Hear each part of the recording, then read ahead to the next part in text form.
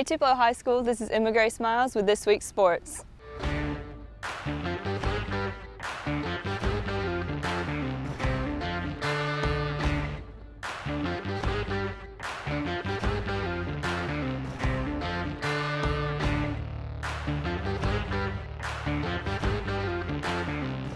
Tomorrow is the community tailgate here at Renaissance Field from 5 to 7. This is the first year that Tupelo will host this event after 2 years. Tomorrow, Tupelo football will host Starkville on the blue turf at 7.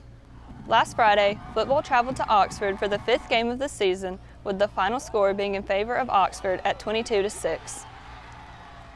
This past Saturday, Tupelo cross country traveled to South Pontotoc for the South Pontotoc Invitational. THS varsity boys placed 5th and the varsity girls placed 2nd. Top finishers for the boys team were Xander Hooper, Jackson Reed, Caden Smith, Aiden Smith, and John Curtis Hightower. Top finishers for the girls were Brooklyn Morgan, Olivia Barksdale, Ashlyn Powell, Shelby Benson, and Kaylee Wade. Tomorrow, cross country will travel to Cherry Creek Orchard for the Pontotoc Invitational. Tupelo swim had a meet this Tuesday. Swim has been making waves this semester, and Maddie James talks to head swim coach, Coach Daniels, for some insight on what to expect from THS Swim. Coming in as a new coach, what approaches are you taking towards the season? Coming in and taking the job behind Coach Lucas. We really want to capitalize on his success and continue that success, and use that momentum to take us to new heights. What are your hopes for this season? We always want to win. And for us here at Tupelo, we want to win state championships. So that's definitely our goal. What standards are you hoping to instill in your swimmers? For us, our standards are excellence. We want to perform at a high level, and we have been performing at a high level, and we want to continue to perform at that high level and just keep pushing forward. And we want to, I want us to see how good we can get. When it comes to swim, what is the most important thing to note? We have 4 invitational swim meets this season, and I would really like to see it sold out, see it packed out. That would be great. Thanks, Maddie. Volleyball traveled to New Hope on Tuesday for games at 5 and 6, coming out with a 3-1 decision in favor of the Lady Wave.